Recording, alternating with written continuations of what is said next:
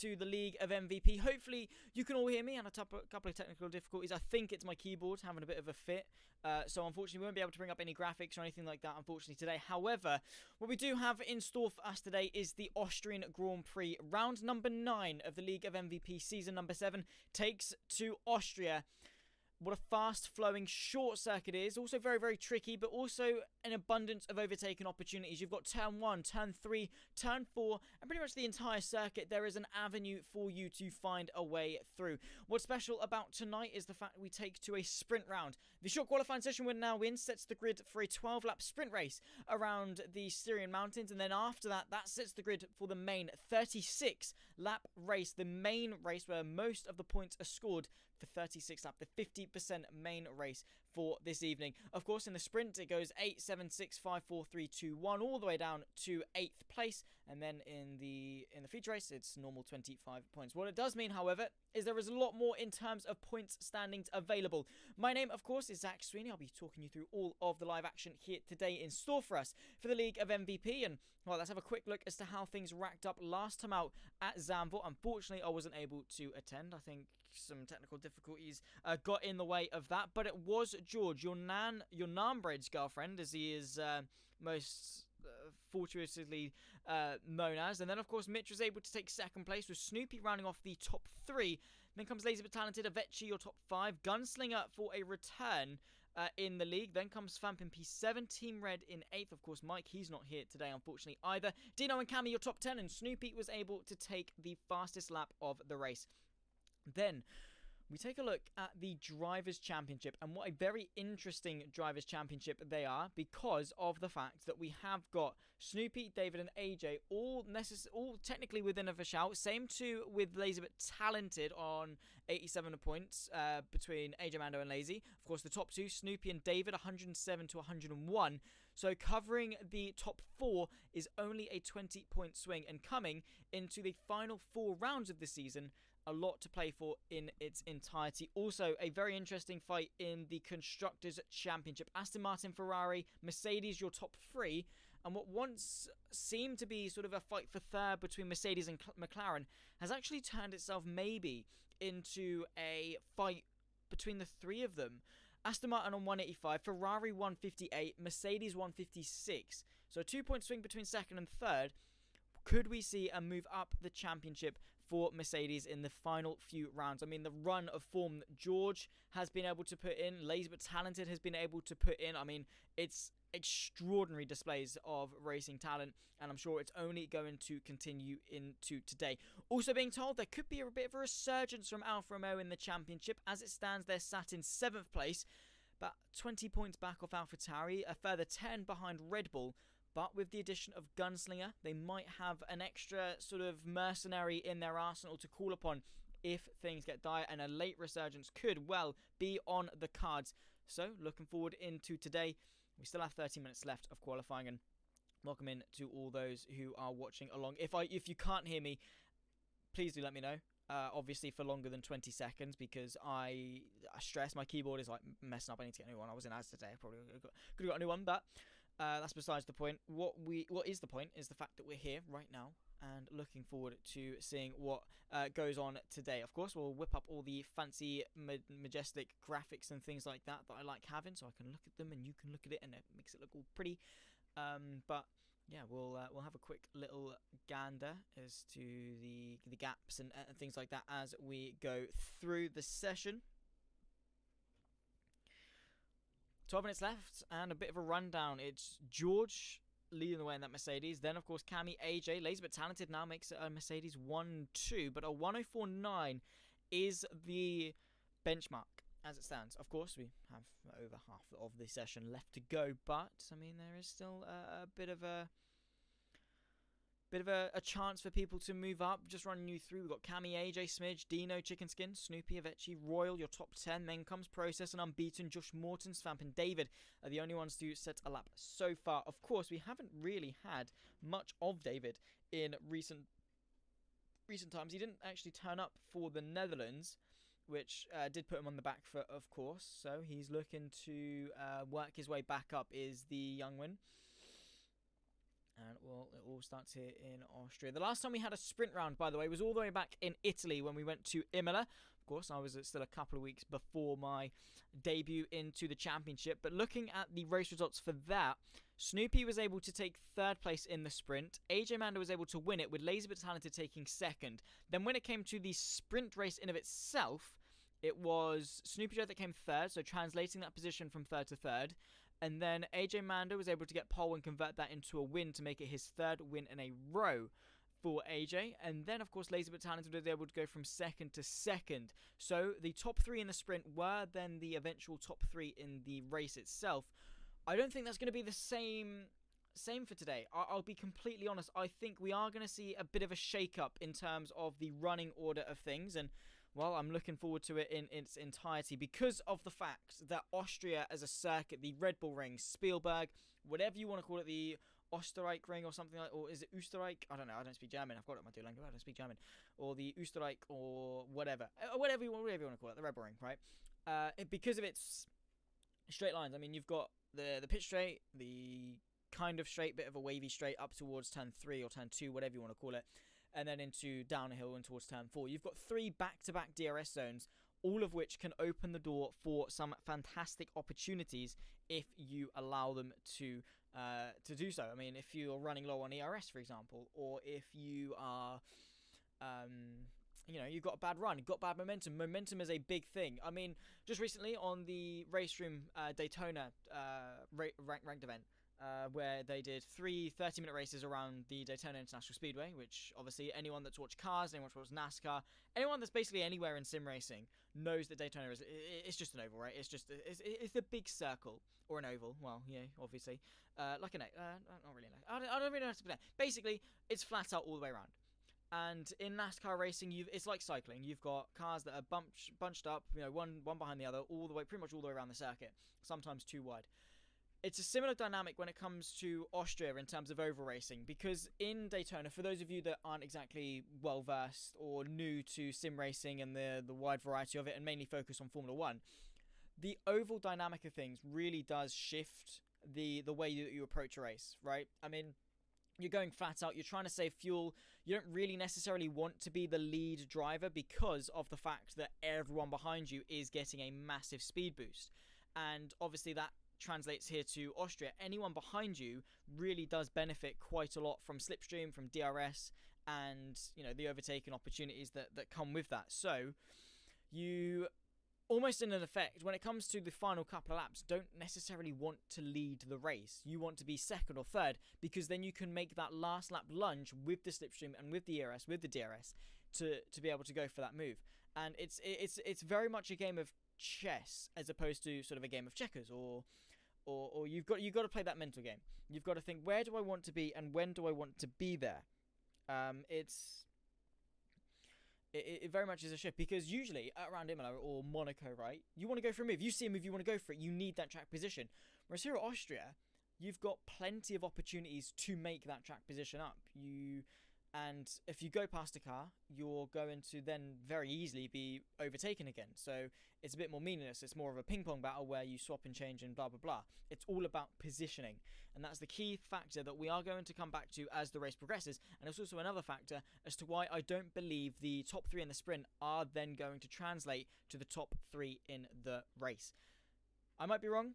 Don't count on my logic, obviously. Make your own predictions. It's be lovely to hear what you guys have to say in the YouTube chat. Thank you, of course, to the 6 of you that are watching along. I can see Moon in the YouTube chat. Hello, welcome to you. Make sure you tell me if anything goes wrong, basically, so I can sort it. Again, as I said, a couple of technical issues that I'm trying to sort out. It's not usually my main thing of commentating and doing the cameras and all the snazzy stuff. Don't want to sound pretentious, but I usually have someone doing it for me. But yeah, so obviously let me know. But also let me know your predictions, your thoughts, your feelings, any questions, any conversation topics that you want to bring up. Let me know, because I would love to indulge in them and to have a bit of a look as to how things are playing out. Avecii, as it stands, though, trying to set and improve upon his time, as it stands down in P15. But qualifying really is not the be-all and end-all, right? It really is.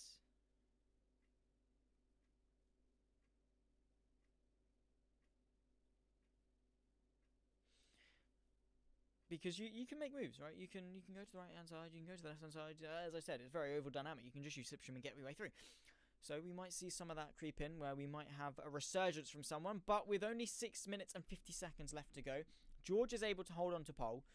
Bearmeister, though, in the AlphaTauri, was able to win a couple of weeks ago at the Hungaroring. Now trying to bounce back, maybe go for another one on the front row. David Depay in third, AJ Mando in fourth. Then comes Royal Snoopy Lazy, who literally has been demoted from second all the way down to seventh in the span of a couple of laps, with the fact that it is literally so close. With, what is it, Burmeister 105.0, and then, well, you've got then unbeaten. So you've got from second to 16th separated by less than a second. You've got the entire field separated by just over 1.3. There is, yeah, there's some big gains, right? And it's incredibly close. We've got Mitchell, second place last time out at the Circuit Zandvoort. He's on his outlap, and I mean, to be fair, quite late, in all fairness, to go for a lap. Welcome to Michael, of course. He's Team Red, obviously, in the league. Out of the race due to technical issues. That's no excuse. You need to be racing, honestly. How dare you? No. I joke, but it's lovely to have you in it. It's nice that even when you're not racing, you're watching on, you're cheering on for your teammate. Gunslinger, I think, has actually been able to get into the seat of your car, and, well, maybe we might have a bit of a resurgence from them. We'll follow along with Mitch, though, and see how he gets on. Because, yeah, I really am looking forward to seeing how this race develops. Of course, we get 2 races. Don't forget that, guys. We get 2 races, and I love that. Or we either get 2 races, or we get 2 qualifying sessions. You know what? Sorry, we have 1.5 of both. We've got a qualifying session and a half, because the other half of it is shared by the fact that we've got a race and a half. That we'll go with that. Cool. Awesome.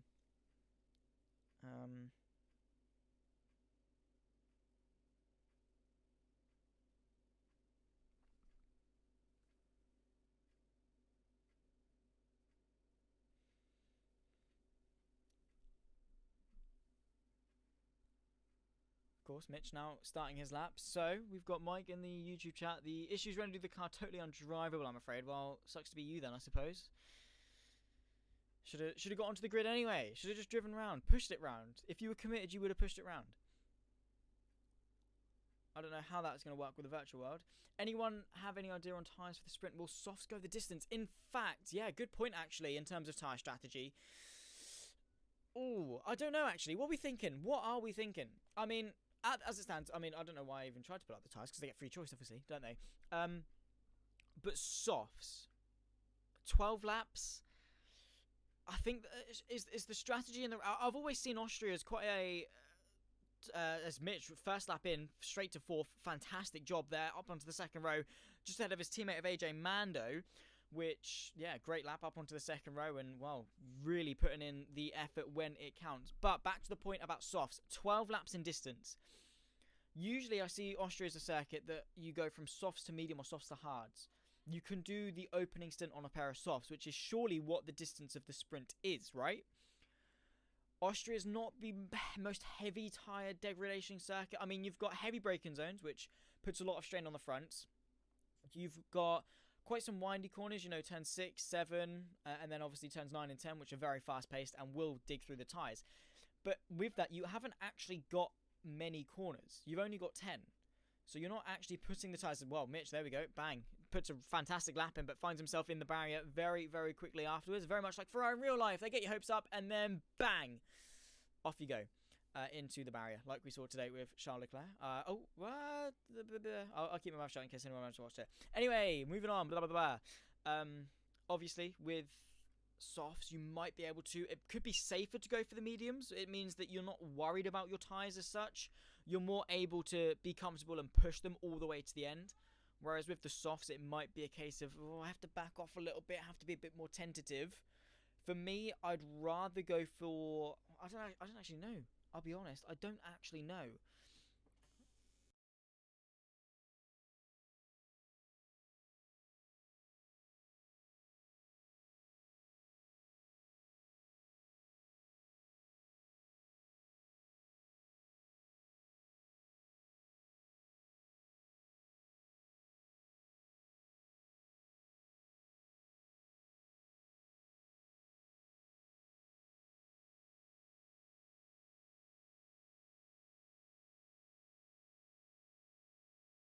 I am back, of course. I do apologise. A bit of a mic mute moment because my mum walked in and very tentatively. Right, my door is very, very squeaky. We'll go back to the point about softs and things in a minute. My door is very, very squeaky. So literally, even the tiniest of movements, it'll like honestly, it's disgusting. It sounds like the Insidious thing. I don't know, like the sinister noises in Insidious. If anyone's watched that and gets what I'm on about, it's very similar to that. She tried to open it very tentatively and she just like dropped a cup of tea on the floor and she was like, "Yeah, cool, cup of tea," because she knows I'm working, quote unquote. And she just dropped it on the floor. Then she buggered off. It was very, very fun.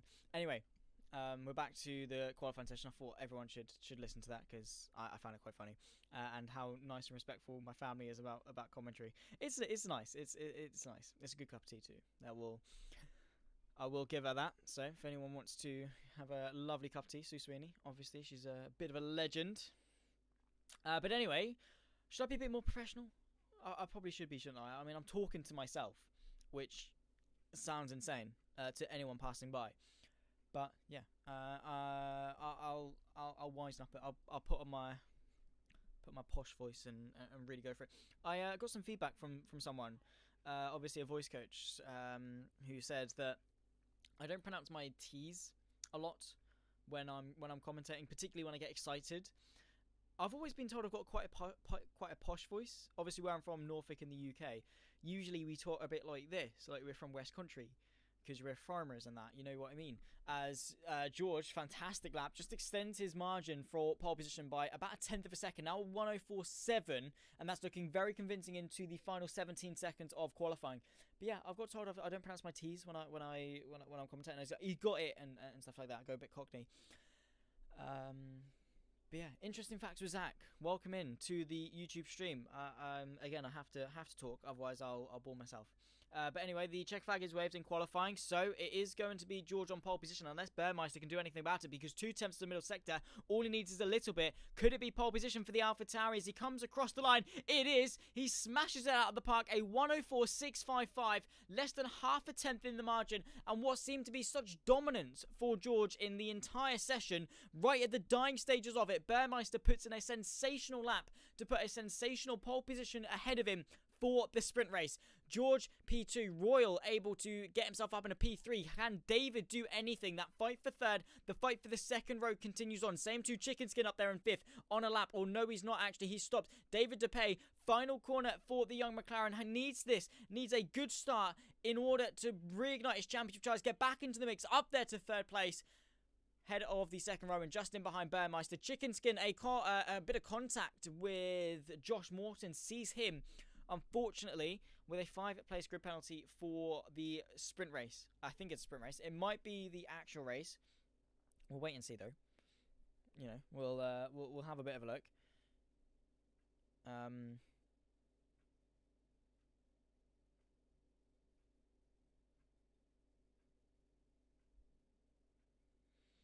But yeah,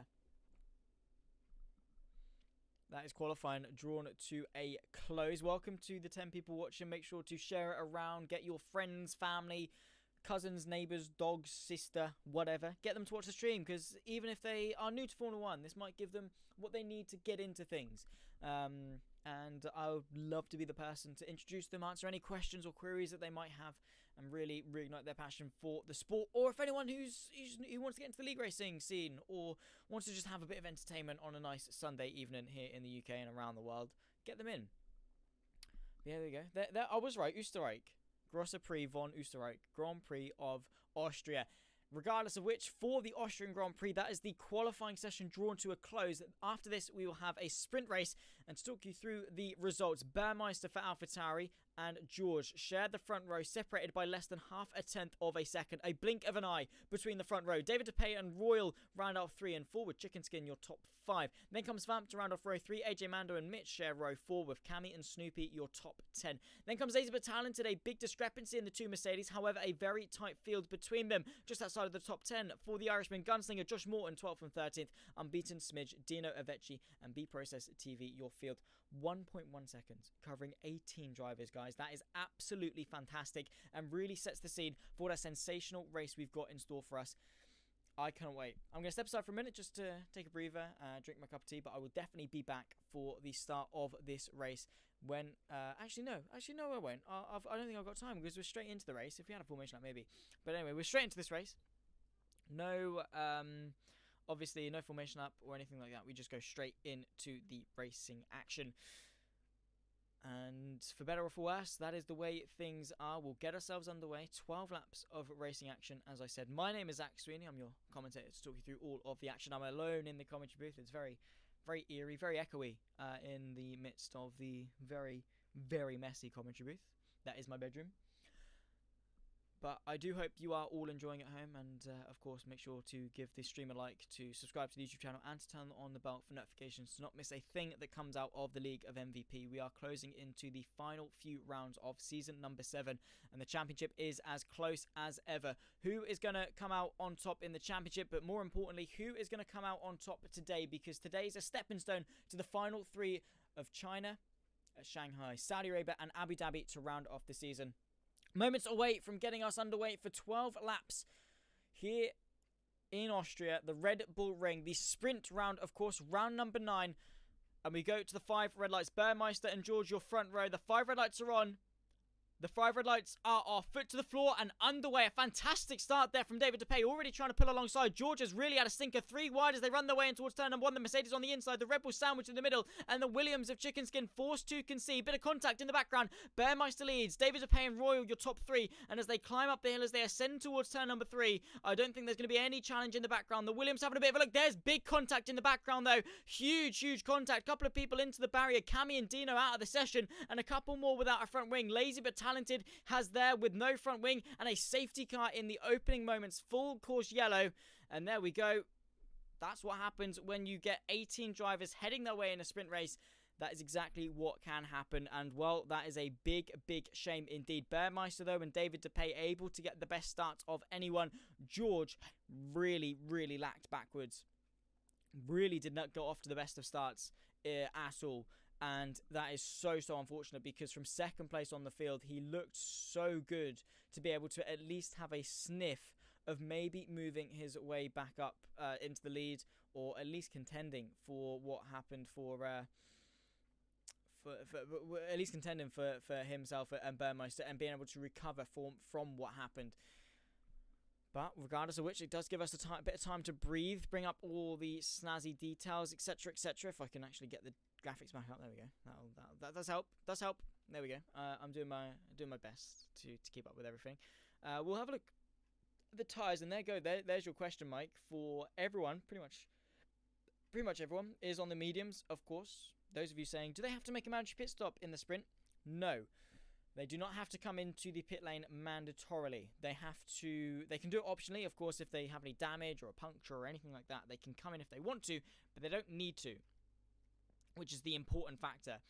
But everyone confident the mediums can go the distance, apart from Gunslinger, who has changed onto the soft compound of tyre. Very, very interesting to see that he's changed his mind from what he started on. And, yeah, interesting. I mean, maybe he's confident now that after the safety car, he'll have enough laps on the soft.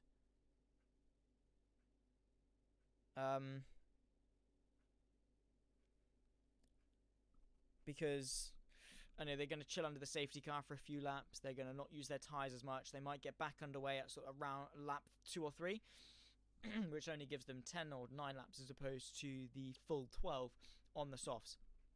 Who knows? We have got one more lap under the safety car, though, because it's not been told that it's going to go into the pit lane. So they get to breathe again and use this maybe as a formation lap, really, minus the addition of Cammy and Dino, who are going to be kicking themselves as to what happened. But let us know your thoughts in the YouTube chat. What do you think of that initial opening getaway to the race start? I mean, that just seemed to be, well, chaos, in all fairness. I mean, I don't really know how to call that.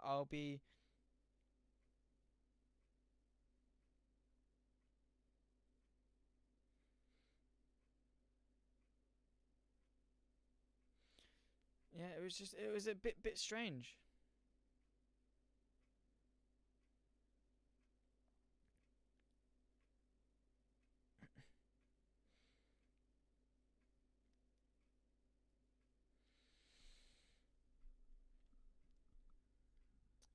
trying to think of words, to be honest. I'm going through my head. I know there's been a bit of silence, and that often happens when it comes to solo commentary. I'm just trying to think of words. How do you explain that?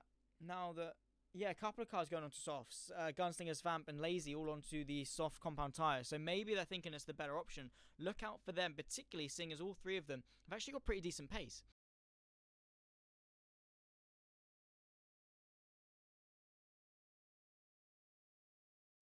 And the safety car is in this lap. The Aston Martin V8 Vantage, or is it the DBX?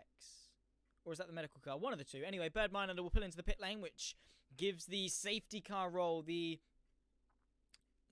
inherent safety car role to Burmeister. He will control the pace, weaving like a snake left and right, like a conga line all throughout the entire 16-car field. He decides between now and the timing line when to punch it to signal us back underway for the sprint race. For round number 9, the League of MVP, and we are go once more. Burmeister, David, and Royal head us off as the top 3. Lap number 4 of 12. We're a third of the way through the sprint race already. Don't forget, this starts the grid for the feature race. 36 laps after this one, and already carnage and chaos. Look out for the bottom 3. Gunslingers, Vamp, and Lazy all on the softs to see how they get their way up. A little bit further back, we've got some side-by-side action. Mitch versus Unbeaten. The Alpine looking to the left-hand side. The Ferrari trying to hold station, giving him a big old squeeze as they climb up the hill towards turn number 3. Very late on the brakes, but Mitch able to hang on. Forced off the road, actually, Unbeaten, which might allow Avecii to have the run. Right on board with him right now, and he's not actually quite close enough, so we might not see that come into fruition. There's Gunslinger, though, already up 2 places in the opening lap of the safety car restart. Important couple of positions. There is Josh Morton having a bit of a look as well to the inside of Smidge. Svamp trying to follow him through. Also, we'll cut our attention back to the front, but there we go. Smidge able to hang on. Josh Morton very, very wide. There's Svamp having a bit of a look in the background towards turn number 7. Not able to, though, on this particular occasion. And now we'll cut our attention back to the front. Burmeister, David. 4.5 tenths between the pair of them. And some incredibly close action to call along the way as well. Burmeister sets fast lap, quickly beaten by David DePay, but see that trickle its way down because that's what happens on the opening lap of a safety car restart. Bit of action, bit further back as well. We'll cut to that in just a second. There we go. Lazy but talented. Look into the inside of Svamp, not able to find a way through, but similar to karting and fairness, and actually, there we go. There's a move. There's your nanny spread. There's George. Looks to the inside, but not able to quite find a way through on Royal. And all it's doing is actually tarnishing his momentum because now he's got a very poor run down the back straight towards turn number 4. Chicken Skin looking to the outside of the Williams. Able to hold station, though, is the Mercedes. Gets the up and over, though, does the Williams. Now side by side as they run their way through the sweeper of turn number 5. Bit of wheel to wheel bagging, and there we go. Chicken Skin into the barrier. Big crash there. AJ Mando just able to actually avoid it. And another safety car brought into effect. A huge incident there brought about between the Red Bull or just in behind the Red Bull of Royal, between George and Chicken Skin. Massive one, and I'm so upset I don't have replays on Formula 1. I really wish I could, because yeah,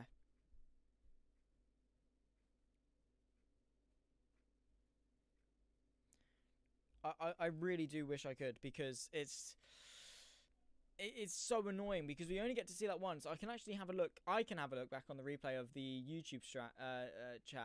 But I mean, I guess you guys can as well, to be fair. You can wind back. But in terms of the live action, it just looked like the Mercedes got a really poor exit and tried to squeeze the Williams as much as possible. And in doing so, just the smallest of taps, these Formula 1 cars are incredibly sensitive, right? So all it takes is the smallest of disruptions to that aerodynamic balance. And yeah, it was just one tap. Then the Williams went off, had to recorrect itself, come back in at a more direct rate at the Mercedes, bounced off it again, whoom, into the barrier. Gone, dusted. That is it. And that is the race over for Chicken Skin. And that is him towards the back of the field for the 36 lap race after this, which is a big shame for them, of course. And well, it does give me a chance to, take a breather, give my throat a rest, because it's been a very chaotic start to this race. So I'm just gonna take a drink of my cup of tea, just soothe my throat just a little bit. Don't go anywhere though, of course. Thank you to the 14 of you watching along. But yeah, really looking forward to seeing how this race develops.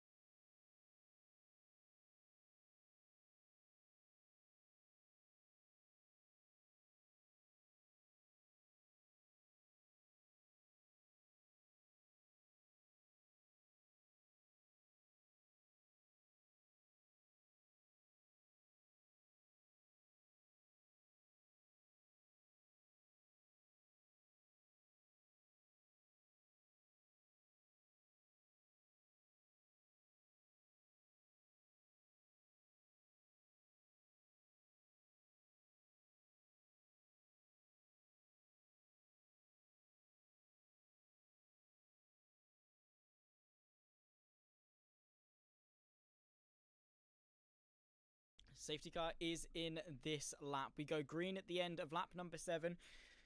Well, the restart of the second safety car restart, Burmeister and David still lead the way 1 and 2, but now we've lost Chicken Skin. But look at Gunslinger already back inside the top 10, moments away from points actually. Don't forget, points are scored in this race. Big factor to take into account. Points are scored. And we'll see Burmeister weaving around left and right. He now knows once again how to control the field, how to control the pace. He's got David DePay just in behind, a very early launch. Caught the youngster in the McLaren very off guard. And now leads by 7/8 tenths of a second to signal us green once more. Lap 7 of 12 on to lap 8. 5 laps left to go in this race. Lap 8, lap 9, lap 10, 11 and 12 for the Austrian Grand Prix sprint race. And we are underway once more. A couple of moves in the background. Josh Morton and Smidge falling to the back end of the field. But once more, climbing up the hill towards turn number 3. David DePay really caught off guard by that safety car restart. George trying to make up some places as well. Yeah, I'm very, confused because I've never seen anything like this when it comes to the League of MVP. I mean, you guys have really always been very clean, very respectful. I guess it's the intensity of a sprint round. Again, I wasn't here necessarily for Imola or anything like that, as we see the Has-to-Be process look into the inside of the fellow Mercedes of Lazy But Talented. But yeah, obviously I wasn't here for Imola, and I don't know how they drove. From what I've seen since the Hungaroring, I really know how these guys are. They do keep it quite clean. Obviously, Austria, it's a wide track. It's a flowing track. It's a track that's easy to overtake. And the sprint nature of it, maybe the desperation of, yeah, cool, I need to go for a move, sort of maybe creeps into things. You don't have long to make those moves, which again could to come into things. But then again, it's risk versus reward. It's 1 extra point if you're inside the top 8. It's 1 extra starting position on a track that track position doesn't really make a lot of sense. You know, you can make those places up. It's not necessarily do or die, but I do suppose when you're in a championship as close as this, where Snoopy and David are separated by 6 points, the entire top 4 is covered by just 20, less than a race win. And there's the send from George to the inside of turn number 4 versus Royal, who however does get the under and over through turn number 5. Once again looks to the outside, George giving him a plethora of space, bit of contact as they run their way through the infield section. George is able to hang on though after a very good counter attack. It was a very good counter defense from George, up now into 3rd place.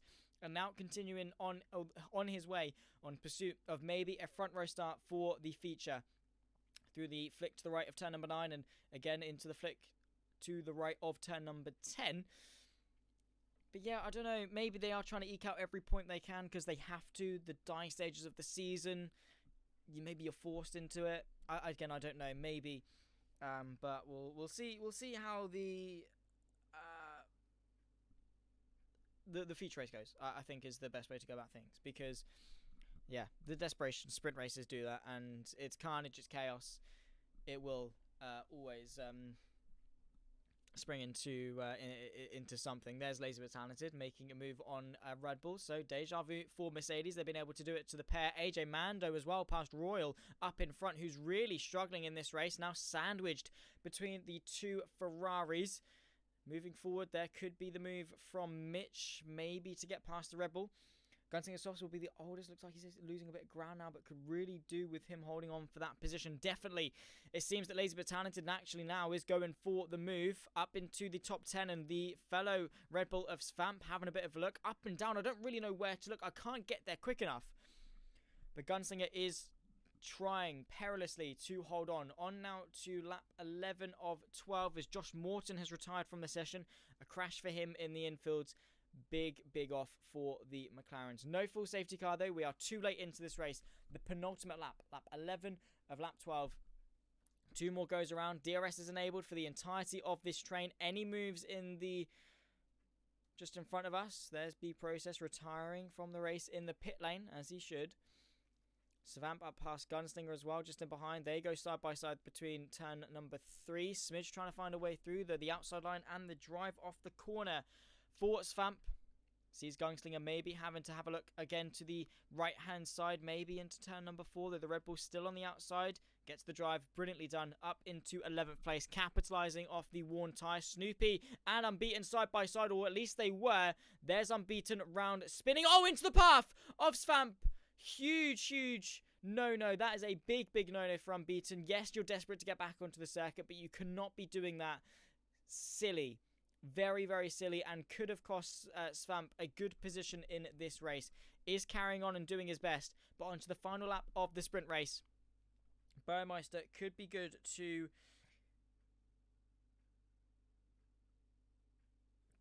seal onto the deal. It'll be a sprint win, 8 points going his way. Mike, correct me, is it a point for fastest lap as well if you're inside the top 8? I don't actually know. I'm gonna have a look actually at the points. Did anyone get points for the sprint? I don't think so. I think we're all good. So I think it is just the 8 points that you do get for taking it to the checkered flag in first place. David DePay, though, hanging on in the balance versus George in that number 15 Mercedes. Yeah, picking your brain here. Through the flick to the left of turn number 7 into turn 8, of course, just after this flick to the left. A bit of a long right-hander. We'll cut our attention, though, up to Burmeister, who for AlphaTauri, the home circuit, of course, in terms of the Red Bull brand, through turn number 9, through turn number 10, for the final time in the sprint race. 12 laps down, 2 safety cars along the way. Victory and pole for the AlphaTauri. David DePay and Jornan's Nan Bread's girlfriend of George comes home in 3rd, with AJ Mando there in 4th to round off the 2nd row of the field. Royal Mitch, Snoopy Avecii, your point scorers. Then comes Lazy but Talented. Gunslinger, your top 10, able to get up there after a couple of DNFs and a couple of spins. That concludes the sprint racing action. We'll run you through the grid order, then I'll throw to a very brief break before we get underway for 36 laps of racing action here at the Red Bull Ring. Avecii, your driver of the day, because of course this does take place on the Saturday. We'll talk you through the grid order then, and as you can see, the points going the way of Burmeister. A Dutch 1-2 around the Team Orange circuit. In all fairness, they could have done this last week. It would have done them a lot of favours at their home circuit, but they're doing it today. Better late than never. George in P3 with AJ Mando 4th. Then comes Royal to round off the top 5, with Mitch keeping him company on the 3rd row. Snoopy and Avecii just in behind. Your point scorers all the way down to 8th. Lazy Talented, Gunslinger, your top 10 to round off the first 5 rows of the field. Svamp the Norwegian just in behind, with the Irishman of Smidge the top 6 rows. Unbeaten be Process 13th and 14th. Just more in the top 15. Chicken Skin, Cammy and Dino all the way for the rest of the field. That is your grid. 18 cars, 9 rows, 36 laps of racing action, and I for one cannot wait. My name is Zach Sweeney. I'll be right back.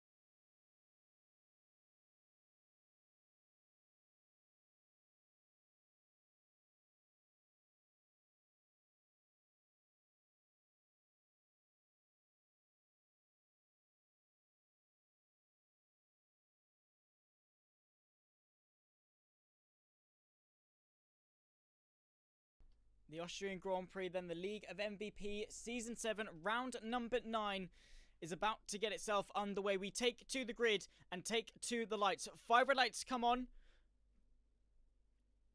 5 red lights go out, foot to the floor, underway for the second time today, this time for 36 laps. What a start that is from the Ferrari, 4 wide as they head their way in a big crash. David DePay is off. The 2 Ferraris inherit the race lead for at least a moment. Bearmeister around the outside retakes the race lead that he had from pole position. Has to lift off though, an illegal overtake. AJ Mando side by side as they climb their way up the hill towards turn number 3. He's igniting a charge for the race lead. Goes yellow though, safety car. Who was ahead at the time the track went a full course yellow? Was it AJ or was it Bearmeister? I think it might go the way of the Ferrari. Already a chaotic start. Already sees George out of the race. Huge, huge incidents. Wow. Big time. That is not fun. I think is the... I don't even know how to put that. Again, I'm just trying to have another look. I'm going to try it in slow motion and see. The 5 red lights go out. What happens in behind? We go... yeah, absolutely. 1 second while I quickly have a look at the race. So we go 4 wide into turn number 1. We've got AJ all the way to the right-hand side. Then goes David, Bearmeister, and George. David moves over to open up the braking zone. Doesn't see the AlphaTauri. Clips him. Puts himself in the wall. In doing so, slows down the AlphaTauri, which in doing so slows down George and the Mercedes just in behind. Mitch dives up the inside to have a bit of a look. George just goes straight off the circuit and into the barrier, apparently, it seems. Or no, rejoins this track, bounces off one of the cars in behind, and then that puts him out of the race. That is just a monstrosity, in all fairness. And, well, that is, yeah, suboptimal. Into the pit lane, understandably, comes a number of cars. Royal, Unbeaten, B-Process, and David, with George, unfortunately, a DNF already, which actually does tarnish his championship quite a lot. We'll have a look. That's where he is. He's obviously on a comeback, but it does mean AJ could move himself up a couple of places. Snoopy, up there in 5th, doing himself a couple of favours as well. Doing a great job. AJ Mando, though, back up into the race lead, trying to get himself into the mix when it comes to the championship charge. Alpha in 6th place. Gunslinger able to move up. Actually, let's have a quick look as to the biggest losers and gainers for this one. Which one is this? This one, right? Yeah, here we go. So, up 3 places. AJ Mando, I said foot to the floor, and he did that. He just went, vroom, gone. Straight up there into 1st place. Avecii up 4, fantastic. Gunslinger up 4, fantastic. Chicken Skin up 8, fantastic. 4, 4, 4. Lots of 4s. Yeah. As it stands, maybe the strategical choice could work into their favour. A lot of people on the mediums, a lot of people on the hards. So it tells me this is going to be a medium to hard shootout race. I can see it happening. I can see it happening. And yeah, it's an interesting dynamic in terms of strategy. Obviously, you go onto the hards and you go long into the race. You lose time in the first stint, but when you've got a lighter car, you then have fresher tyres and then can gain that time back up. In doing so, though, you risk losing that track position. You risk not being able to have enough time to make those places back up. So it might not be the best choice unless there's a safety car timed exactly when you want to. Maybe a predictions for a late safety car and a switch to the new softs. Potentially a good shout there. Obviously, I'm no strategist. I wouldn't know how to call it. But only time will tell as the safety car is in this lap. And for the first time tonight, a Bearmeister does not lead the way. It is instead AJ Mando in the Ferrari, taking the helm, taking the reins at the front of the field. He becomes the effective safety car, weaving left and right, getting any temperature back into those medium compound tyres that he possibly can before we get back underway for 36 laps of the Austrian Grand Prix. We're into lap 3. We'll go to lap 4, which means we've only again got 33 more laps. It goes quick. We're only 1 minute laps. Quick and snappy. Of course, Waiting and waiting for the Ferrari to punch it. Of course, Burmeister is going to want to get a good start as possible. And once again, we're back underway for the Austrian Grand Prix.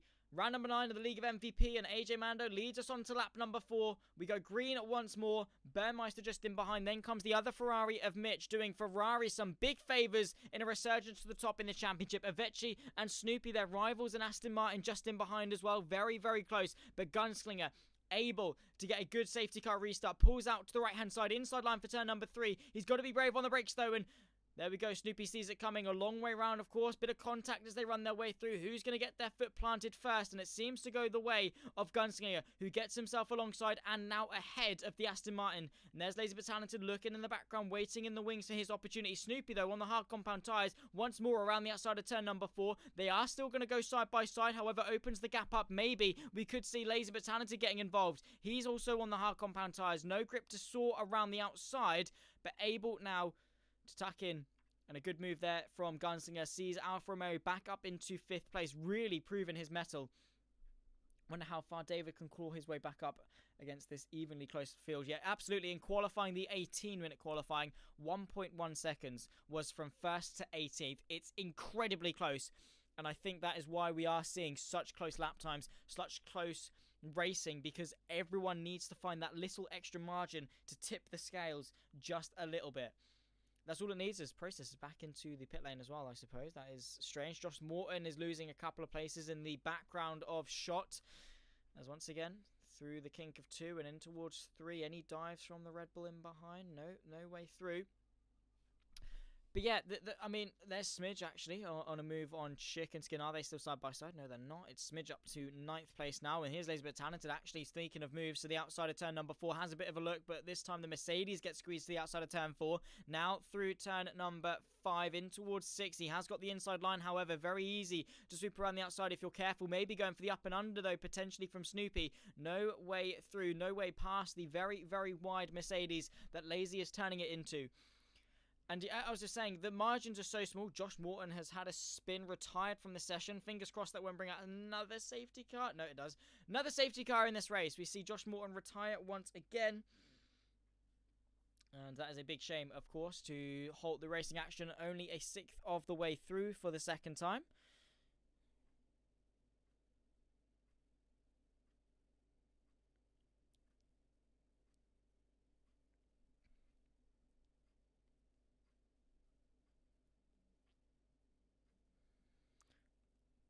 Oh, yeah, good fact actually about TC versus no TC.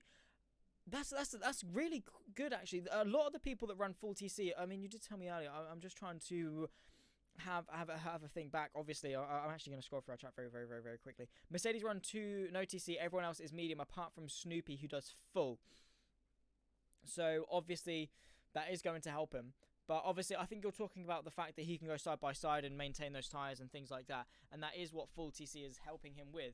But also the fact that no TC is usually about 1 second a lap quicker versus none. And yet everyone is still within 1.1 seconds, which I think is phenomenal. That those who aren't running no TC are able to stay with those that aren't having any TC, which is brilliant stuff. And very good for the competition of the sport. But yeah, interesting factor about the assist levels that people run, and obviously keeping the field as close as possible. If you're comfortable with no TC or full TC or medium TC, then have at it. I think the most quote-unquote realistic one is medium, but the fastest is none, and full TC is obviously more aimed for inexperienced drivers who struggle to manage their throttle. Not saying that any of these guys suck at what they do. That's not what I'm saying. I'm sure they're very, very good. But it is a difficult skill to master, is feathering the throttle, being consistent, especially when there's a handling model such as the case with F122. It's very difficult to get the foot to the floor and really just drive the car off the corner without spinning the rear wheels and actually gaining time. And adapting their driving style. Of course, the way traction control works, there's a couple of sensors. It works with the ABS. Of course, this is how it works in real traction control systems. Obviously, it works with the ABS to sense the wheel speed. And any small oscillations, they're very, very frequent oscillations in terms of the sensors that they're getting, because the wheel's rotating very, very, very, very, very fast. But when that oscillation then spikes up and down, That then tells the sensor that the wheel's spinning too fast and it needs to claw it back a bit. So then the sensor will tell the ECU to lift off the throttle a little bit to allow the engine speed to drop, to allow then the revolutions to drop, to then help the car gain traction again. So obviously that is then going to cut the power to the rear wheels, which might seem like it bogs a bit, but it will help you maintain traction. And of course that's doing it at like a million times a second. It's like bam, bam, bam, bam, bam, bam, bam, bam. And it's constantly checking, constantly adjusting the throttle butterfly, and is aiding these guys in obviously keeping their traction control and keeping their tires planted to the floor, because you know you've got upwards of 1,000 horsepower on these 1.6 litre turbo supercharged Formula 1 engines, right? And obviously hybrid as well. And what is it's 1.6 litre hybrid turbo V6, or is it turbo super V6? Are they supercharged? I don't know if they're supercharged. I think they're just turbocharged. So you've got 1.6 litres, which is not a lot in all fairness. My first car, my Golf, has got 1.9 litres, which is more than an F1 car. But 6 cylinders, the hybrid and the turbocharger all work in sync to provide upwards of 1,000 horsepower, and that's all going to the rear wheels. No full wheel drive. It's all going to those very, very beefy rear Pirelli tyres, which is difficult to get the traction down. They're going to slide, especially when the tyres start to grade and things like that. So fair play to these guys for maybe backing it off a bit and going for medium or full. Personally, I run none because it's just how I feel most comfortable and how I can go quickest. Yeah, no, awesome how it can stay this close, and the fact that the assist level doesn't really dictate the running order of things. But of course, we get back focused to the racing action. Lap 8 of 36 about to get itself underway. We're about a quarter of the way through this race, coming on to start the quarter point of the race, and AJ Mando once again will lead them around. Everyone inside the top 11 has not made a pit stop so far in this race. Anyone beyond that has, and is now on some fresher rubber, and they got the track position. AJ Mando once again punches it very, very early to bring us underway for now the 6th time. Once again, we go from yellow to green, or start to green. AJ Mando starts us on to lap number 9. Bearmeister in behind, Mitch and Avecii, your top 4, with Gunslinger just outside that. He is a master of safety car restarts, can we just point out. Gunslinger, so confident, knows when to punch the throttle, and goes and flies. And now could actually use that as an opportunity to maybe get up another place, up inside the top 4 potentially. Is he close enough? Not quite, but thinking about it, biding his time, finding a way through potentially. The gap at the front is closing also between AJ Mando and Bearmeister.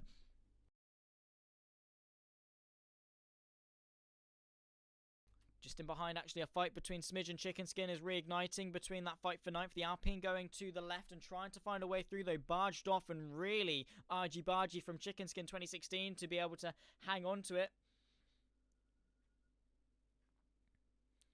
Doing his best to claw his way back to the front of the field and work his way up. Also, same too with David DePay, obviously on those hard compound tyres, trying to work his way back up after a first lap spin.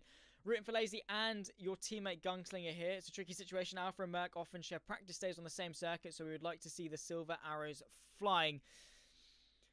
Well, yeah, I mean, it's difficult. Who do you cheer for? You've got to stick to your guts. You got to go for your teammate, surely. But also, it is nice to see the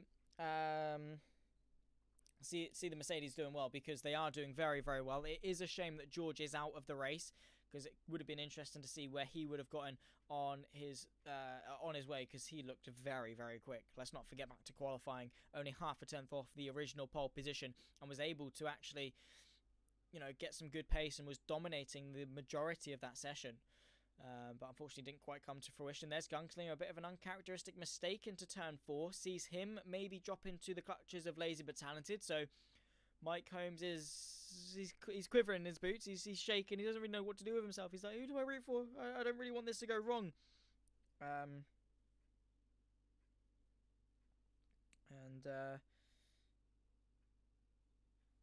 well. That is a bit of a shame for him. We've seen B-Process have a spin, and also now I think Unbeaten has had a bit of an off. DRS is enabled onto the slap as well, of course, and well, there we go. That is unfortunate for the Alpine.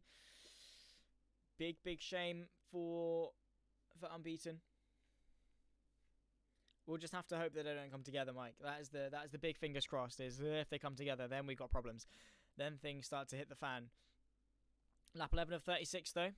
Nearly a third of the way through this race. Snoopy and Lazy side by side as they run their way out of turn number 3. And, well, this is saving grace for Gunslinger as Snoopy tries to move his way up inside the top 6. Looking to the left-hand side, gets the squeeze very late on the brakes from Snoopy. Going to try and use his track control advantage to maybe put the foot to the floor a bit more committed, and does so indeed. However, Lazy is having a bit of a look. Now in towards the flick to the left. Bit of side-by-side action just in front as well, actually. Bearmeister around the outside of Mitch for second place through turn 7, through in towards 8 as well. Then Mitch might actually have a bit of a look in towards turn number 9. Not quite close enough, just in behind as well. Snoopy moving past Gunslinger, so 2 cars in the span of just 1 lap. Snoopy on fire. Back now in sight of his teammate and back in sight of that train of 4 cars for the race lead. There's Gunslinger, a 3-second time penalty for multiple warnings. That means he's exceeded the track limits not once, not twice, but 3 times. And now is pushing just a little bit too hard. And that, of course, is not optimal. There's Gunslinger getting overtaken by Mercedes. This is Mike's worst nightmare. Is Gunslinger going to hang on to it? Indeed he is. Late on the brakes in towards turn number 3. No way through. Almost gets his front wing sliced off by the rear diffuser of the Mercedes. With DRS, though, maybe has the drive to look to the right-hand side and have a bit of a look towards turn number 4, though. Hits a brick wall of air. Very brave on the brakes, though, with the medium compound tyres. Sends it in, up now into 6th place, but is losing that progress, losing that momentum to the cars in front, and in doing so is also bringing in the likes of Swamp and Chicken Skin into the equation. So really does have to be very, very careful not to mess anything up. Now into the right-hander turn number 9. And turn 10. Chicken Skin, a 3-second time penalty. Also becomes the 3rd driver to pick said penalty up. Very easy to do around the around Spielberg.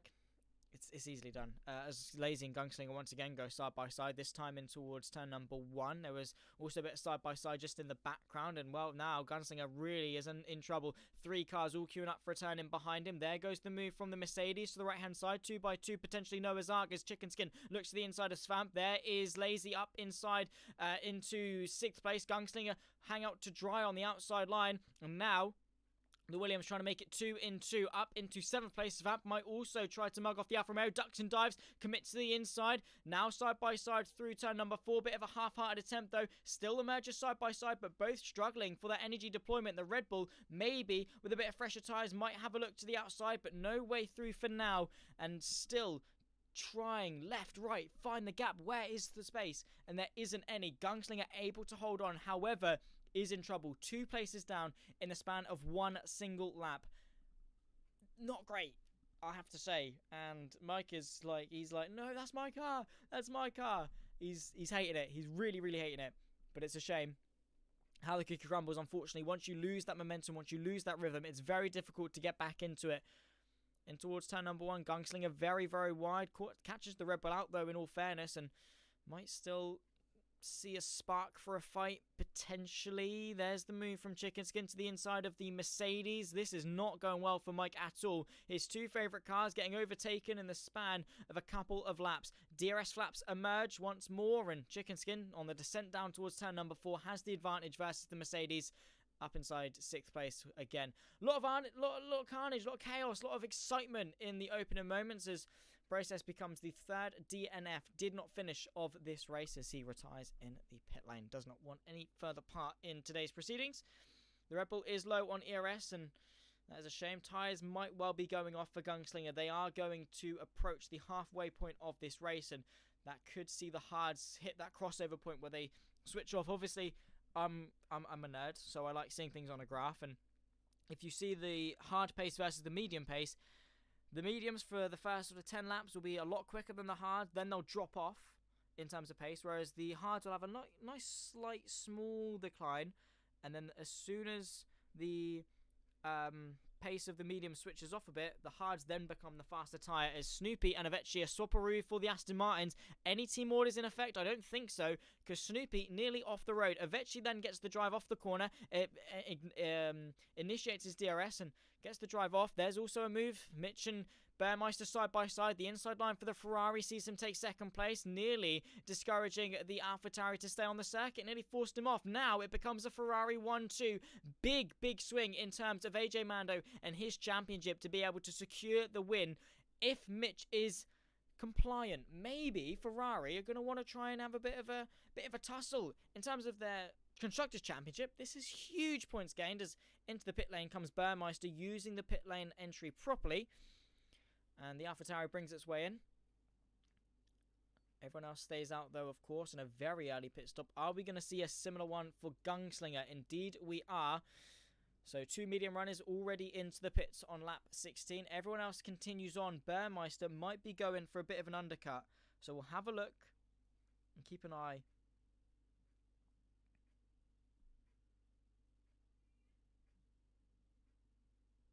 on what's going on. And a race against time really for those that have now come into the pit lane. They need to get those hards warmed up. They need to then use that clear air properly,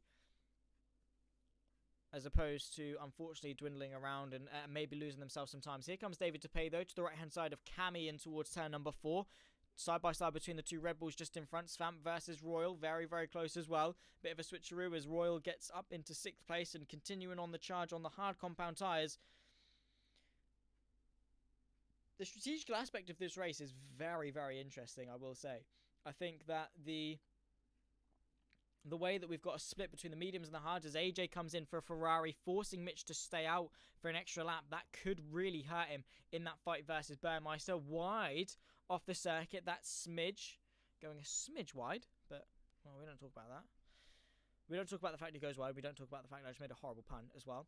Approaching the halfway point, though, of this Grand Prix, and, well, where is Bearmeister versus the Ferrari? He's hurling his way down the straight at upwards of 230, 270, 290 kph, and I think AJ has been able to hang on. Of course, the straight line speed, the advantage goes the way of Bearmeister, who's going to have the run, the slipstream, maybe the ERS as well. AJ Mando is able to hang on. However, the gap for first is closing, and this might really screw over Mitch. Through turn number 3, the warmer tyres goes to the advantage of the AlphaTauri, who now gets DRS open. The flap opens as they run their way in towards turn number 4. A strategical masterclass potentially from AlphaTauri. The defensive line for the Ferrari discourages the move. However, hot on his heels, Bearmeister needs to use this opportunity now, because as soon as those tyres are warmed up on AJ, he is going to fly, and he might actually get away. So while they are still warming up, while he's still getting into the rhythm of things, Bearmeister needs to go. So close contact! Oh no!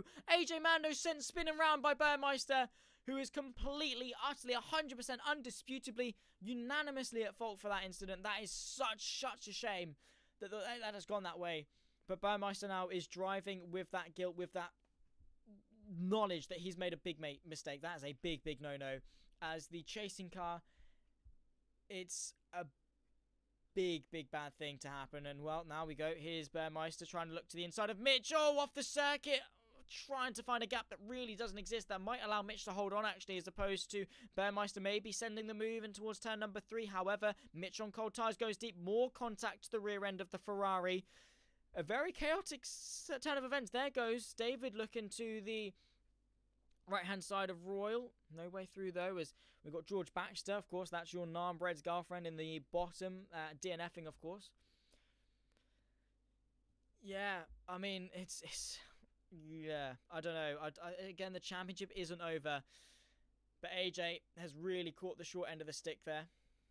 And Bearmeister is undeniably getting a penalty for that. Surely is getting a penalty for that. Because, I don't know, that you can't not. As the attacking car, it's his responsibility to make sure he slows down, right? And he went into the back of AJ. There was no brake check. There was no funny business. Bearmeister went into the back of the Ferrari. And, well, is now eyeing up yet another one. Discouraging him playing this sidekick game. Bearmeister knew what was at stake. He had an opportunity to find a way through. Unfortunately, didn't take it. And now he carries the burden of a penalty. Could we see Lazy take the victory? We'll have to wait and see how the strategical dynamic of things changes, because we still have yet half the grid to take a pit stop. We've got Lazy, Royal, David, Svamp, Smidge and Snoopy yet to come in from the hard compound tyres. And if there's a late safety car now, Lazy, free pit stop, medium compound tyres, end of the race, anyone? I mean, could well be Lazy's first win of the season. The man has got some speed, and if these two continue to squabble, keep tripping over themselves, it could go either way. I don't know. I don't know how to call it at this stage, because you can't. We don't know what the pace of Lazy is going to be like on mediums. We don't know how the pit lane sequence is going to filter out. But as it stands, he is leading the charge in terms of the alternate strategy runners of those on the hards. There is Unbeaten, crashed on the circuit. There, safety car, boom. Perfect opportunity for these guys. A huge turning point in this race, because not only does it bring AJ back into the mix, it also allows Lazy, Royal, David, Svamp, Dino all to get free pit stops, which really puts some pressure on Mitch and puts some pressure on Bearmeister to get their way back into the limelight. Maybe, actually, these guys could go back onto mediums. If they're able to go back onto mediums, they could well do. And I really did jinx that. I'm not going to say commentator's curse, because it's not. It's not the commentator's curse. It's the commentator's coincidence. There's no such thing as commentator's curse, only bad driving or bad luck. Usually they go hand in hand, but bad driving does not call out a safety. Actually, no, yeah, it does cause a safety car, but it was in the form of Unbeaten, not in the form of Mitchell, Bearmeister, or anyone who actually pit in the last couple of minutes. No brainer. Lazy in, Svamp in, David surely in. No, who's not coming to the pit lane? Has David stayed out to take the lead? Is he waiting for yet another safety car? I don't get this. Did Gunslinger miss out, or is he going to be able to catapult himself to the front? Mitch, Bearmeister both stay out. They inherit second and third. Avecii also might come out in fourth or fifth. No, Lazy's able to get fourth. Drag race. Yeah, Avecii loses out, unfortunately. Gunslinger up to seventh. But let's not forget, those mediums are going to be very strong to the end of this race. Lighter cars, less weight, less load on the tyres, less work they have to do means those medium tyres are going to last quite a long time. Yeah, sure, I'm confused why he didn't pit.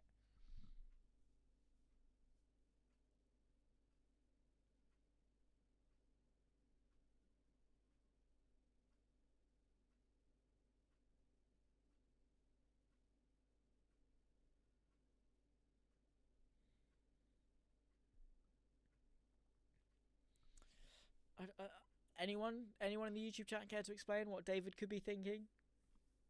I don't know. I don't want to backseat drive it, but it's a bit of backseat driving in the sense that that's not great.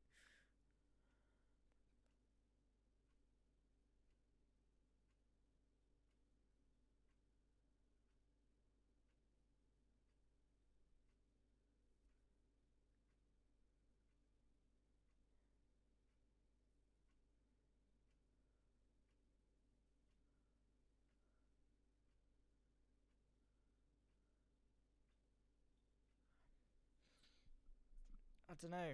I don't know what to make of it. He's not pitted. Or, I mean, he has already pitted, I should say. He's not pitted now, but he has pitted overall. Could he be going to the end? Could he be trying to hang on to the safety car? Like, saving the tyres, using the safety cars to save the tyres and going to the end? I'm just trying to process it, because in my head, you'd come in and you'd pit for a set of mediums and be very, very, very quick. But track position, that way up maybe. I'm trying to think, what could have been different? What could he be thinking? Because I don't know. I mean, if for those of you just joining, obviously this has been a very, very chaotic Austrian Grand Prix, and the biggest talking point, in all fairness, not only is the championship protagonists of AJ and George having poor races, also the safety car and the strategical game really switching on. I knew it was going to take precedence, because over racing and things very similar to Austria. These races are won in the pit lane. They'll probably go to the end, so maybe he's open to stay in that top. Yeah, I don't know. He's going to have a tough time hanging on to those. He needs to be quick off of turn 1, quick off of turn 3, quick off of turn 4, and quick off of turn 10. he needs to be quick on those hards, and they're not going to be quick. We get underway onto lap 23 of 36, the final moments of the Austrian Grand Prix, and David Depay sets us underway for the third time in this Grand Prix. Round number 9 of Austria is about to get itself back underway. Mitch Burmeister, Lazy Batanted, and Chicken Skin your top 5 as he makes his way past the Aston Martin. There is Gunslinger off nearly into the barrier. Able to hang on to it, kicks up a bit of Boulevard, and is able to continue on. I think he is safe. Dino looking to capitalise on that, but in towards turn number 3 for the first time, and David, I think, is hoping that Mitch sort of catches himself out, but the fresher tyres for the Ferrari could see him take to the outside line and actually make it work. He is having a bit of a look. David able to hang on. However, the door opens up and Mitch already up into the race lead. There is no way David is going to be able to hang on to this. Absolutely no way. He's already lost the lead. He's about to lose third place. It was a no-brainer for him to come into the pit lane. I don't know, because Burmeister already alongside him. He's going to get himself up in a second place. I don't see another safety car happening. At least one that advantages David. It's frustrating, and Lazy already pulling to the right hand side. He is just tumbling down. It's almost as if he's driving on wet tyres at this point. Again, I'm frustrated because it's so easily done, and it must be so infuriating for David, the fact that he's tried this and it's not quite worked to his favour. Dino and Smidge side by side in the fight between Williams and Alpine. Svamp trying to move forward. David is fast. Maybe he feels he can keep Mitch behind despite tyre advantage. No, that's not happening. There is AJ Mando trying to recover. Lazy but talented, and Burmeister will cut to this fight at the front. George's teammate Lazy able to get up into second place. George trying to cheer him on. And Mike, after Gunslinger's spin, he needs someone to cheer on. And that person right now is Lazy. Fresh medium tyres. This could well be his first victory of the season and could be a big help in terms of Mercedes championship chances. However, Aston Martin are still having a decent day. Lap 24 of 36. Only 12 more left to go with DRS enabled. In towards turn number 1. Could we see the Mercedes mount a challenge? Could we see anyone mount a challenge? Because Mitch is all alone out in front.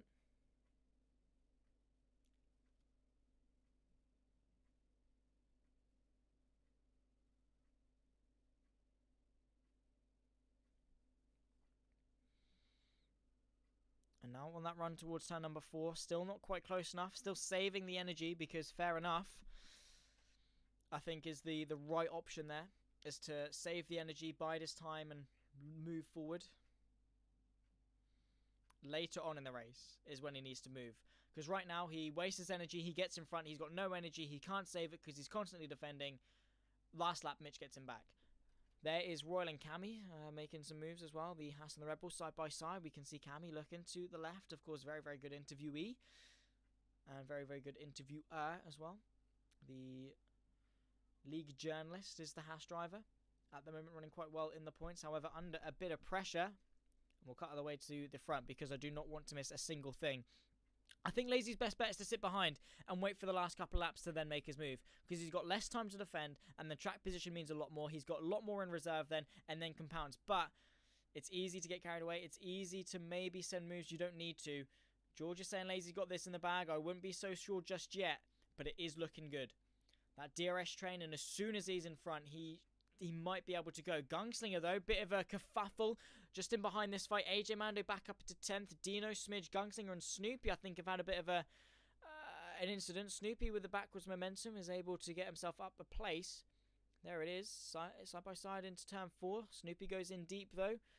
Able to get the traction down, and Gunslinger trying to look to the right-hand side, outside, of course, of turn number 6, but not enough.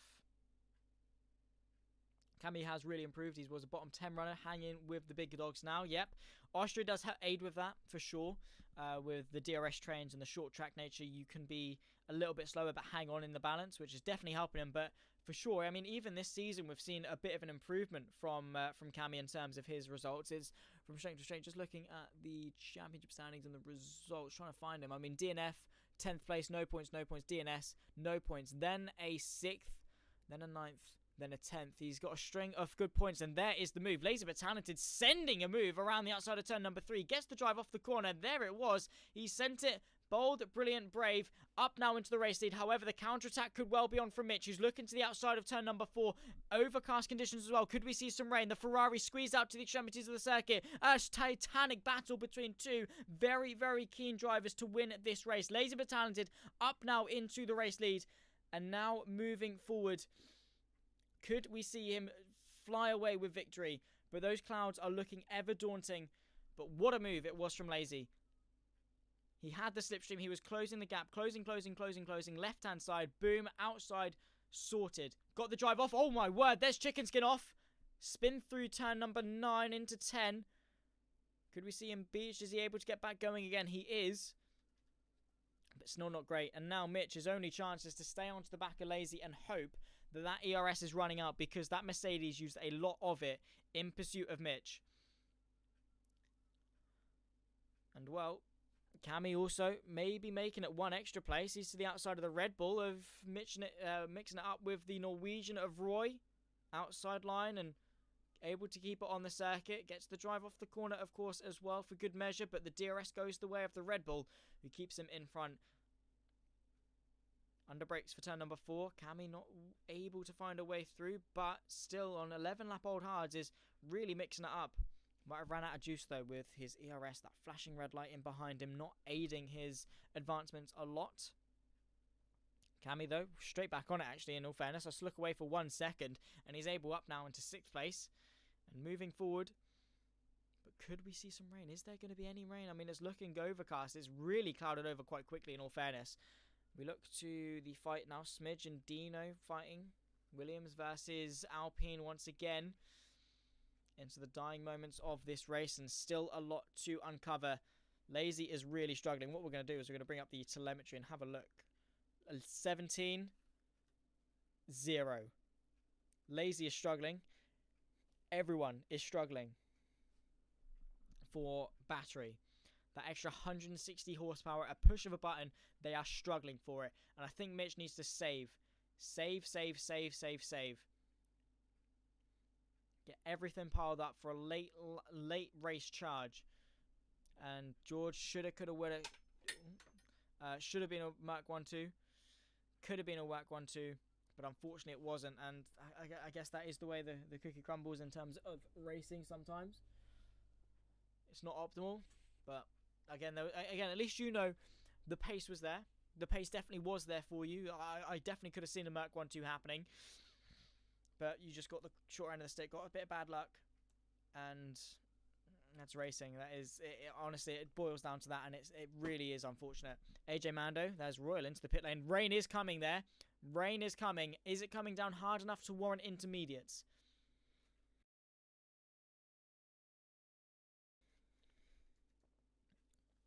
This is an extra spanner in the works. Those on the mediums are going to have a bit more tyre warmth and a bit better advantage into the wet weather because their tyres are able to retain more of the water. The DRS is yet to be disabled. Or is it? Is it yet to be disabled? Because as soon as it's disabled, I see that there it is. Everyone surely is coming in for Inters this lap. I think Royal and Chicken Skin might have actually got the jump of going a lap ahead. This could really help them. Lazy is feathering the car around. Mitch also. There's Burmeister just in behind on some hards. Everyone surely is coming in. The final 6 laps of this race are going to be under wet weather conditions. Into the pit lane comes Lazy. As if this race didn't need more drama, more interesting moments. It's certainly got it right now. Into the pit lane, the top 2, the top 3. Is David going to go for another bold strategy call? There's Gunslinger off the circuit. And now what we'll do is we'll turn our attention to Royal.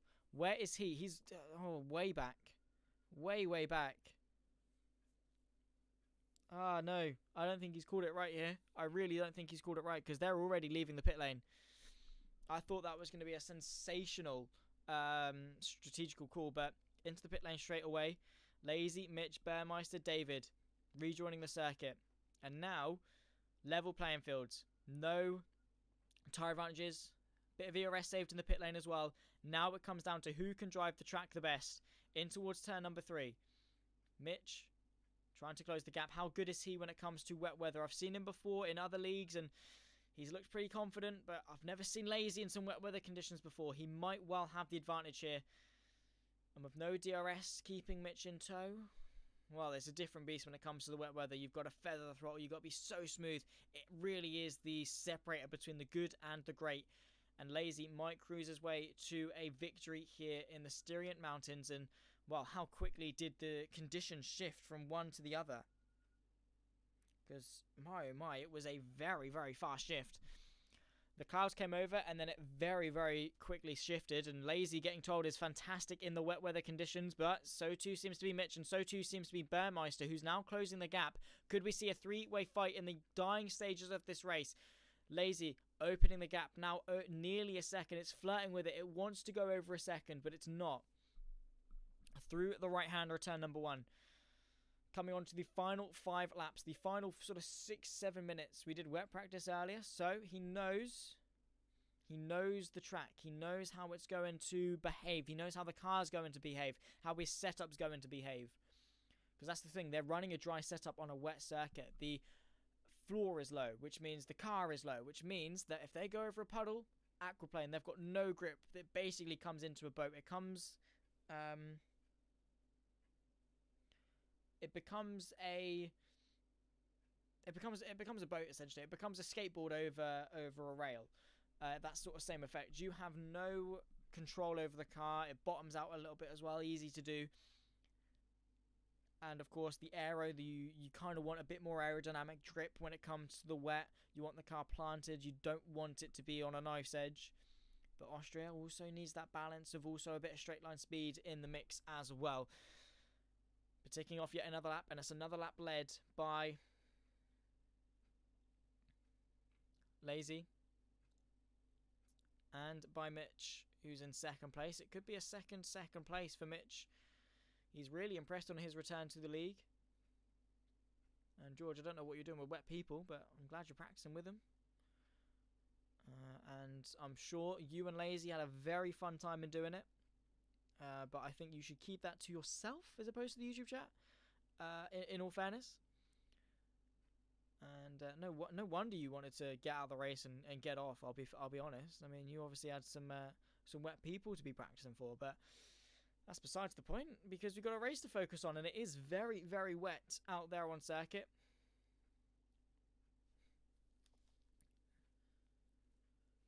Through the left of turn 6 and into the next left of turn 7. The infield section very, very nice in fairness. I do like turn 7.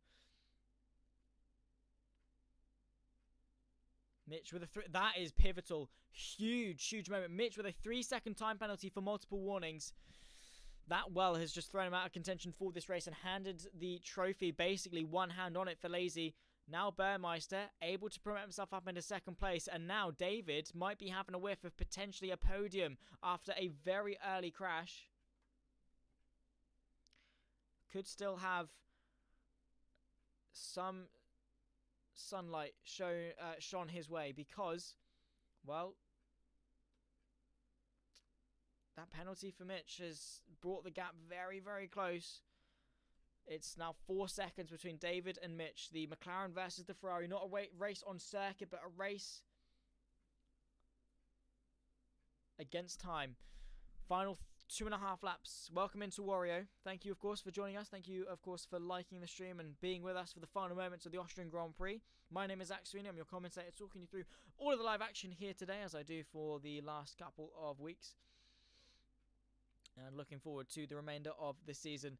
And George is, well, he's a little bit frustrated, understandably so, after that initial contact with David, who he himself is very, very close to maybe capitalising and getting himself onto the podium. It wouldn't be the first time a McLaren has done that here at Austria. Back to 2020, the first round, where Lando Norris was able to take his first podium after chasing down Lewis Hamilton for a 5-second penalty. I think it was a track limits penalty. Chicken Skin retiring from the session. That won't bring out the full course caution, but is a shame for Williams, who now see the car out of the race, but very, very close. Lazy versus Mitch. Could we see an on-track nightmare for Lazy? because of the fact that, well, Mitch is well and truly out of contention, but it might slow Mitch down. And there is David within 3 seconds. Mitch is struggling.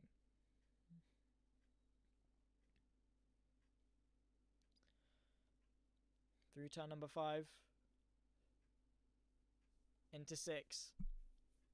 Lap and a half left to go.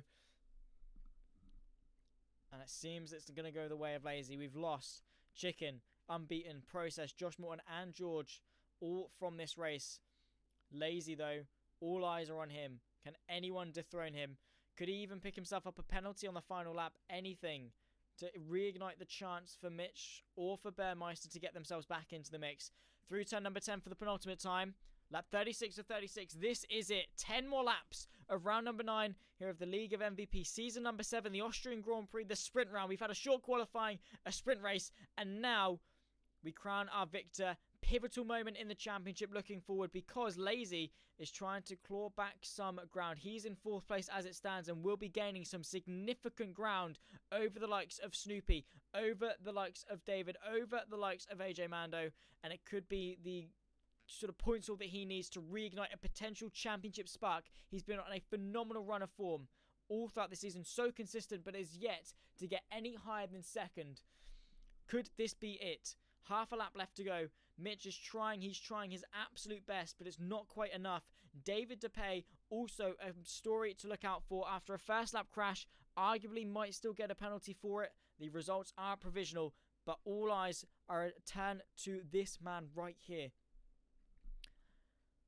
The intermediates were brought out, a late spanner in the works, a late twist in the tail, but the book is about to conclude.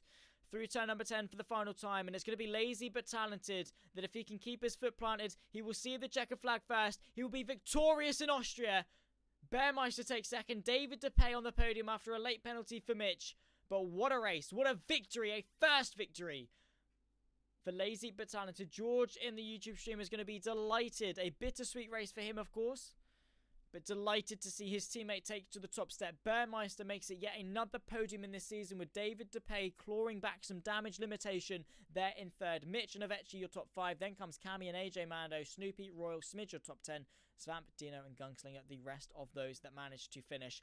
36 laps of racing action, and we did not miss a single beat of it. 12 laps before that, 48 total laps of racing action, minus a few for the safety cars that we had along the way. But oh my goodness me, what an event, what a race. Action up and down the field, and it came down all the way to the final lap of it. The Grosse Prix von Österreich, and it goes the way of Lazy. Cammy takes driver of the day, and we'll talk you through the race results after 36 laps of the 50% feature race of this evening.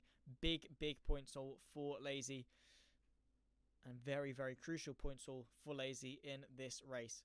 We'll wait for the podium ceremony to load, then we'll talk you through the results as soon as possible. And unfortunately, that is going to call the action.